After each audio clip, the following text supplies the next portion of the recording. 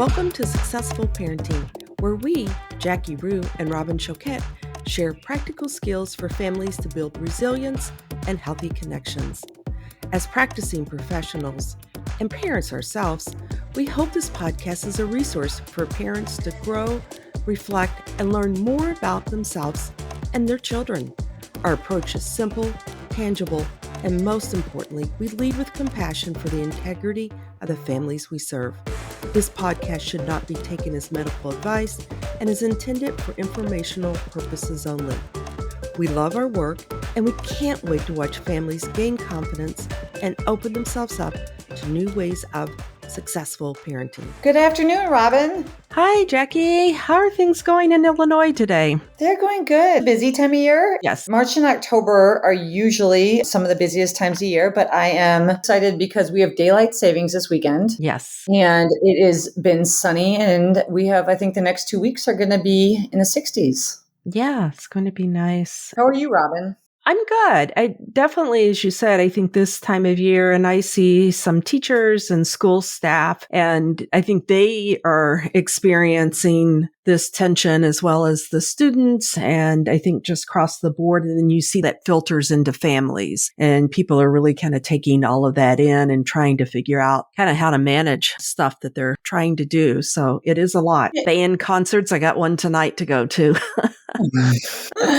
Band concerts. I think it is a very busy time of year. And one thing that I've noticed, at least at our center, since the pandemic, even more so, there has been a really large uptick in referrals coming in, and families are talking to me on the phone at intake about their concern about just conflict between couples. I will say conflict between parents, family members, a lot of talk of really difficult divorces, a lot of talk of parents feeling like they are not connected with their children and really struggling, and had a lot of marriage counseling, a lot of family counseling to really help. But I really wanted us today to focus this conversation on ways to support families dealing with difficult situations, whether they're going through a separation or a divorce or wanting to stay together, but really dealing with some highly conflictual situations. Yes. It's not necessarily always like the parents, but it's the families. I've had several where I'm working with both, like two sets of parents, because of the conflict that's going between the families. And that's often because of political or stuff like that that's going on. But I'm seeing a rise in that as well. So it's just so interesting in what's going on and the conflict. It just seems like we're not as collaborative as I wish. Right. And if you have children and you're a couple and you have a really hard time collaborating with the other parent, whether you're married, divorced, separated, maybe you've never been married, it really puts the child in a difficult situation, as we've seen. So I really wanted to invite probably one of the best people I could think of to come join our conversation today. And I had first heard about our guest expert. Her name is Pam Rak. I had clients that I was seeing individually telling me about Pam and just her work with them, either as a couple or work that she had done with them individually, and how much it impacted them. And I've been continually impressed with Pam's ability to dive in and partner with families, partner with individuals on working through a lot of the hurt, working through a lot of the conflict. And right. Pam has an extensive history with working with divorce coaching, parenting, working with adults, working with families at the teaching level, at the clinical level, done a lot of speaking, more recently doing a lot of presentations for lawyers and judges, doing a lot with even kind of crisis, both in terms of critical stress as well as just crisis within the family. And so I wanted Pam to come on today and just really provide our listeners with some thoughts, some tips, especially those families that are struggling with conflict or stress within the family. Yes. Welcome, Pam. Well, hello, both of you. And thank you for your generous and kind words. Right back at you. I'm always pleased to have colleagues that have the clinical acumen and the interest in care and just real the dedication to families that the two of you have. I'm the one who's blessed to be on the program here today. Oh, thank you. I know, Pam, you've done a lot of work with supporting families in highly conflictual situations. What have you been seeing? Are there different trends since COVID than before? Are you seeing any upticks in things? Yeah, you know what? I want to go ahead and make mention that I did not start out working in the work that I'm doing. And I think that we're all pivoting and seeing so much of the highly contentious cases, the disruption of the family dynamics, and the overall deterioration of the family is because of the way that people come to relationships at the get-go in the start with some really serious unfinished family of origin issues. And I know I'm speaking to the matter of divorcing when I say that people are coming now with more complex situations, a lot more bad habits that they've had more time to perfect, that they really are individuals, largely parents in particular, are largely coming from some self-centered, I don't mean to sound heavy-handed about that, but some really self-centered needs that they have that are not met. And when you have needs that aren't met and you're looking to outside of you to get those needs met and other people are doing the same, it just really creates a collision that doesn't afford anybody getting their needs met and rises in the aggression that I believe we're seeing now in family dynamics. Mm-hmm. Oh, that's so true. Well, and I think what someone said to me is they are seeing, aggression, but also like a lack of compassion and empathy, that even if you're in the midst of conflict with someone, maybe it's another parent, individuals are having a hard time respecting or empathizing with that person as the other parent because they're so angry and so bitter and so hurt. So often we don't resolve our own hurt and bitterness, and it really hurts our children, right? Because what we do is we project our hurt and our anger onto our children when really it's about us, and being able to kind of heal and maybe not want to be friends with the other parent, but maybe be able to give that other parent just respect and some empathy and compassion as they are the other parent. Yeah. It's that owning their own and then also being able, as you said, to be compassionate to the other one, to see that they as well have something. And I think there's a disconnect, it seems to me, at this time in that ability. Yes. Because ultimately it really is what is best for children and thinking about the kids. Pam, tell us a little bit more about your background. What drew you to want to work with supporting families dealing with highly conflictual situations? It goes back to my initial interest in marriage counseling. I started out in hospital trauma and terminal medical illness care, but that quickly turned into some management and took me further and further away from the clinical work that I like to do. So private practice was where I knew that I could go ahead and begin to do a deeper dive into what it is that not only would help people to deal better with their life experiences, but also as they moved through life would be able to make some really good choices. What became of that is, as mentioned earlier, I moved into couples counseling and then marriage counseling, which really became a bit of a disappointment because people came to marriage counseling and still come to marriage counseling statistically, and the research bears this, about 5 to 7 years too late. So as people were coming to my practice for marriage counseling or couples counseling, I was finding that I was either really coming in at, late to the party, or people were using me as their last stop before their attorney. So there are times when people say, well, I see you're in the divorce business. And I'm not in the divorce business. I'm in the family business. What I learned is that if I couldn't help people behave themselves and really be quality role models for children and make really good choices for their lives going forward, if I couldn't do that during their marriage, I really wanted to impact that as they were either beginning or during, and then of course post-decree, their divorce process. My practice moved in that direction, and it seems to be, given the statistics of divorces and divorces after remarriages, sometimes 2 and 3, it really seems to make sense to lean into that. and to help there. With it, Pam, when we're talking about divorce, and we get this a lot from families, we've all had this question asked of us. And I think parents are truly wanting what's best for their children. But as we were talking, they sometimes get in their own way and they can't think that clearly through it because of their own needs trying to be met. But the question they often will ask is, when do we tell the children? How do we tell the children? Should we tell the children? And especially if you have one parent saying, I don't think it's time. I think we need to wait. And so you start to get this conflict in when we even tell the children. And then what do we tell the children? If there's infidelity, should that be talked about?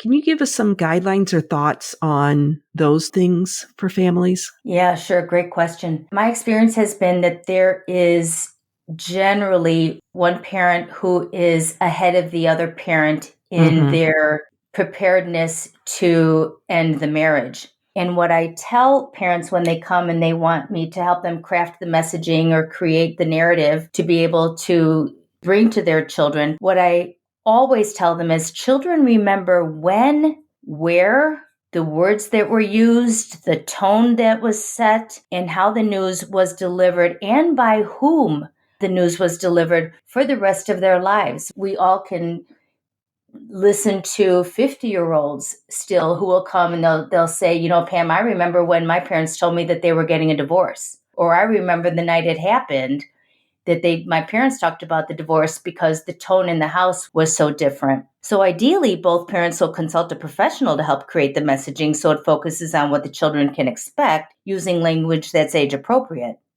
Avoiding blame and resisting overwhelming them with too much information at the start is really essential. Parents generally want to share or overshare what it is that is the experience. And it's really more important to keep it tight. I like to use how old is the child and how long do you talk about something. So if they're 7, I say 7 minutes. It's kind of like the same principle for using a timeout. If they're 8, you use 8 minutes. Nothing that, of course, has any blame, that overwhelms them, that gives too much information at the start. I recommend the timing of the telling not be around any important dates, that it ideally would occur over a 3 or 4 day weekend when both parents can be available and answer questions, maybe, take a pulse or a temperature on how the kids are doing, monitor their reactions, and as best as possible, demonstrate a unified front.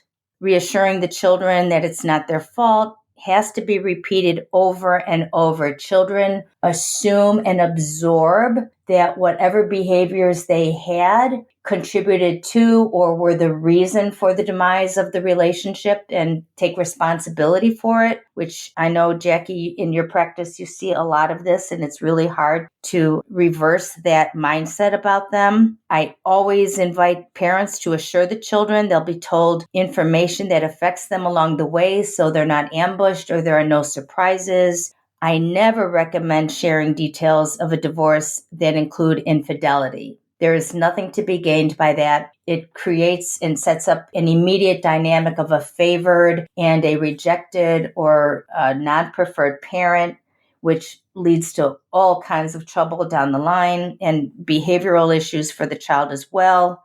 Usually I keep it really high level. I recommend language around something like, we know you have a lot of questions, and some of those are details that are between mom and dad, and then redirecting them into, here's what it means for you. Kids are pretty simple. They're really savvy, but they're pretty simple. So something that keeps them grounded. Here's the school that you're going to stay out. You will see your friends. You'll see mom and dad.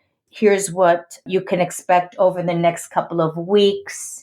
And keeping it tight is really important. When people say, well, what do we tell them? What is the narrative that we say about why this is happening then if we can't give up the reason, particularly when there's drug abuse or gambling or infidelity? And I say, I like to say, you've seen mom and dad or us argue, and that's not how people who are happy together act.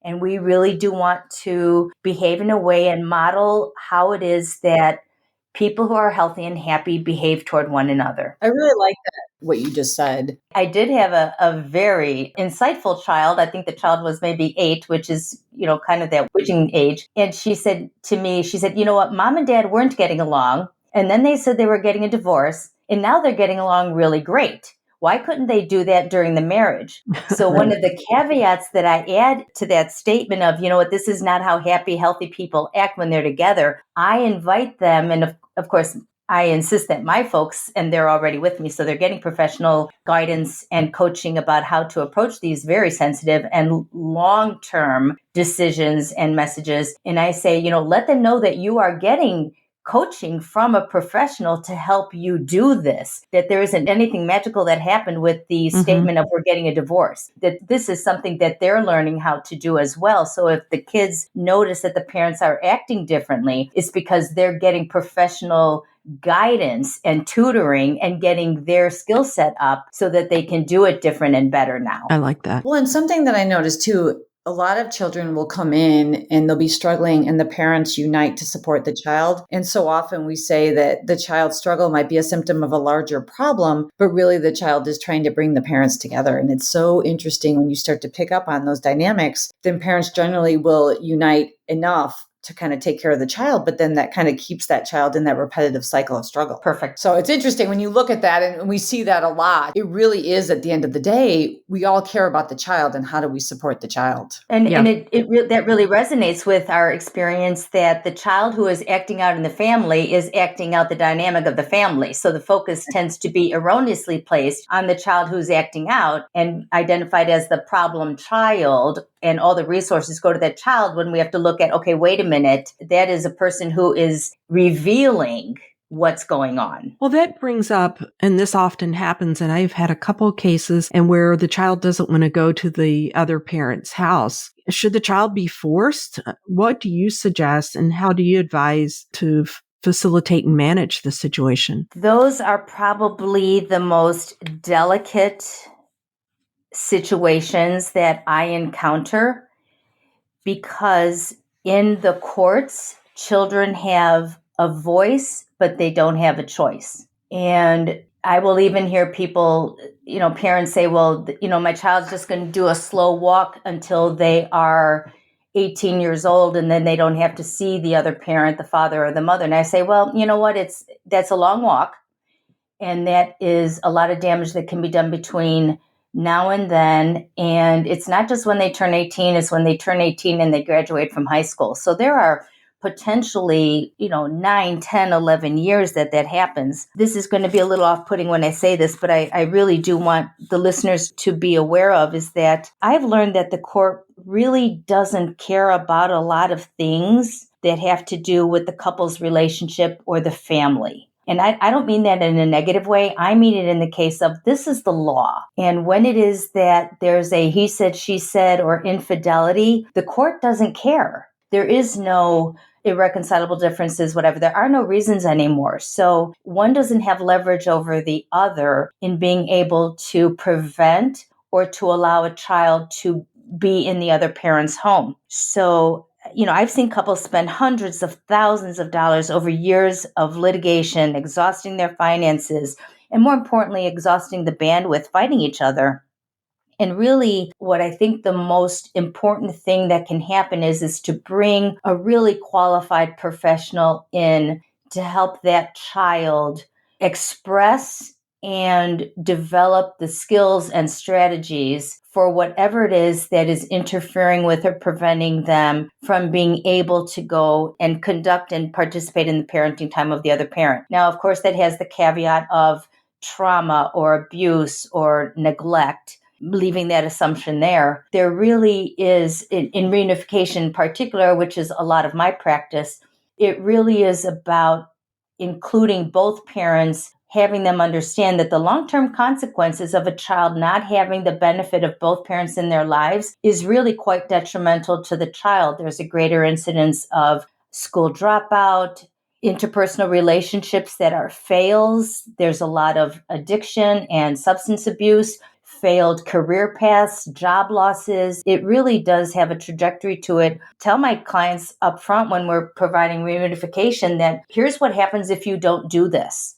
And it really is to the detriment of the child. So No law enforcement officer is going to go to a parent's house, grab a child, place them in the police car, and then take them to the other parent's house. So it really is incumbent upon the parents to get their issues in order and addressed and get a qualified professional to both help with the unification or reunification process, and then really get a qualified professional like both of you to really help that child to express and be able to move between the homes. So the goal is to have one childhood and two homes. And if we keep it focused in that direction, we can do better. How do you encourage one parent to set healthy boundaries, or both parents set healthy boundaries with one another when there is, especially in the beginning, and we know during those times there can be a lot of heated debates, or maybe the other parent has another relationship which can also really heighten feelings. How do you encourage families to set healthy boundaries in the midst of all of this? When families come to me, the likelihood of having healthy boundaries in place is very low. So I work very hard to do a lot of teaching and a lot of tutorial and give a fair amount of homework, understanding what boundaries are and what they are not and what they're for. So some people will say their boundaries will be too rigid. And so they'll say, well, you know what, I was hurt, or I was rejected, or I was betrayed. And I'll say, well, yes. And I know that you had expectations that that wouldn't happen. And it did happen. And I'm not discounting that. Boundaries are about also not just protection, but about engagement. So we're looking for not only how you can guard yourself, but how you can also be a part of something in a protected, healthy way. Yeah, they're not rules. That's what I find sometimes parents make rules versus boundaries. And I think that's a lot what you're saying there. There's a lack of that flexibility. And the both of you know all too well that in mediation, we call those taking a position. And once you've taken a position, then it is that a person is coming from a place of their own agenda, as opposed to now you're talking about you, and we are looking at talking about what is in the best interest of the child. Well, and I think sometimes that's where I think framing it like that might be really helpful too, because it really is about the best interest of the child. Yeah, absolutely. Well, it's something you said earlier, behaviors is a symptom of what's going on. They bring it forward and often in the light. And so one of the things that I will find is that they might be in conflict with their siblings. You know, interaction just turns into conflict all the time between the siblings. Do you have any advice on that situation? There is a really great poem. It's an old one by Dorothy Law Nolte. Nolte is the last name. And she wrote the poem, Children Learn What They Live. And what I really like about that is that it acknowledges that there's a normal range of sibling rivalry that can occur in any family because there are different personalities. Everybody has a different developmental stage. There's different family resources to go around, and how they interpret their own experiences in the family, depending. I know I'm from a family of three. My sister and my brother were raised in, quote, a different family than I was because of our temperaments and what we learned and what we took away from the family. We expect that there is immaturity in the children, and there's a need to help them develop their own emotional self-regulation and their coping strategies, which we now know with brain research that none of that really is solidified until 22, 23, and in some convincing research supports even 25-year-old until we're really mature brain-wise. So I'd like us to keep in mind that conflict is an indication that a need isn't being met. And if we take the time to understand the need, then there's a greater chance of diffusing the situation and developing the relationship. It sounds easy, but with the right skill set, it really can be. I have 8-year-olds in my practice that develop the awareness and feeling descriptors that convey their needs. So if we look at just the conflict and don't look at, okay, what is the conflict about, right? Because the issue is never the issue. So what is the conflict about? Okay, why are you poking your sister? Why are you taunting your brother? And we, instead of correcting the behavior in the moment, which, safety is always an issue, and, that said, but looking at, okay, what's going on? Are the kiddos modeling the conflict of the parents? Again, because children learn what they live. I think it goes to that core of taking a look at it and developing a curiosity about what the siblings are doing and kind of backing out of that part of it. I think that's helpful to frame it that way too. When you recommend or you discuss this with families, are they generally resistant or do you find that they're generally pretty accepting? Well, nobody likes to be corrected. Present company included sometimes. I think because people are largely wounded when they come, that having that poke and stroke approach really resonates. So it's leaning into and acknowledging what's happening in your family is not what it is that you want, and it's not working, and it's not useful, it's not good. And then also saying there's a better way, there's another way. How about if we try something else? How about if we do it this way? Or give me some ideas about what you think this is all about, and then let's go ahead and think of some ideas about how we can make it different. So I think taking the approach of these people have largely been through a court system that has been punitive, has been expensive, that has been drawn out, that really, in some cases, has not served the family well, and in some cases has even hurt the family. By the time I come along, there's a fair level of suspicion about what I'm all about and what I'm going to do and not do. So I just put it right out there and acknowledge all of that. You've been through a lot. You've had a lot of people. I don't expect you to trust me right away. I do want you to know that I have no skin in the game on this. I am here to help you help make it better. And that approach, which is really quite genuine and authentic on my part, reduces the amount of fear and I think trepidation that there is about what my agenda is in this situation. Really joining them and helping to create that safe space for them. Yeah. Absolutely. Well, I think we might be to our 3 questions. Jackie, do you have any other questions for Pam? What do you think? I could have so many questions, but I think we need to have a part 2 because I think so many are struggling, even if families aren't dealing with, even divorce or separation within the home. This is a conversation I definitely want to continue because it really is about helping families heal and get through some of the anger, the frustration, and the hurt. And so I am so thankful for you even just having the start of this conversation today, Pam. Yes, thank you. I applaud your willingness to take on the topic. It is. It's one that families ask for and reach out and really want to know, like, how can we make this better? Because I really do believe there is this intention of doing well for the kids, doing well for the family. It's just all of those needs are trying to be met and they're going at it sometimes just really in ineffective ways. Let's go to our 3 questions, Pam. I'm going to read them and you get to decide if you want to answer 1, 2, or all 3 of the questions. It's your choice. Number 1. What did you do as a child or teenager that would drive your parents crazy? Number 2, what is the biggest difference between children and teenagers today and when you grew up? And number 3, what does successful parenting mean to you? Take it away. Oh, gosh. I think what might have driven my parents crazy is that, and maybe not on this podcast, I think I could often be disarmingly funny to break the tension or to call out an unpleasant truth without being unkind. So not the use of sarcasm or being mean-spirited, but just either through my own anxiety about being in a conflict or not being able to tolerate disagreements when they arose or any sensitivities. I think my sense of humor really both protected me and played a part in probably aggravating them because they're trying to discipline and, you can't discipline when somebody's cracking a joke. So yes. And especially until you get your timing and able to read the room and know that part. I tell my grandchildren, I said, it's going to happen. You're not going to be in trouble in a few years because you're going to read the room. You're going to be able to know when to tell that joke and when not, or how to tell that joke.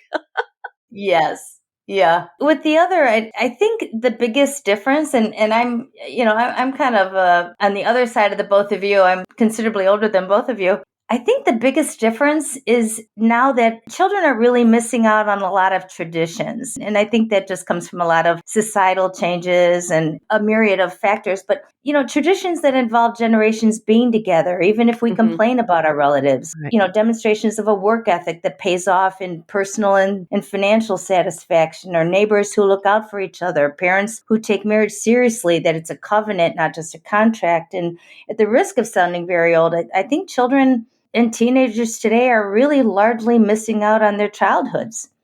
So I think successful parenting to me, some of it means remembering that we're raising adults, we're not raising children. And I took the responsibility of helping our children discover who they are and become who they are through experiences and relationships, academic advantages, loving stable home, all that good stuff. Our values really taught them to be who they are, to be respectful, resilient, confident, faith-filled, self-sufficient, loving, kind people. We didn't always get it right, but we were the safe house and we were the safe place that they and their friends would be. So to finish, I think quite selfishly, and I'm apparently not embarrassed to say, I think successful parenting also means that kids want to spend time with me when they're adults. They want to come home. They want to be with us when they have the option not to. I like that. We're raising adults, not children. That's a good one. Well, thank you so much, Pam. This has been a great conversation. We really appreciate you taking time out of your busy schedule and joining us. Listeners, we will have all of Pam's information in the episode notes. And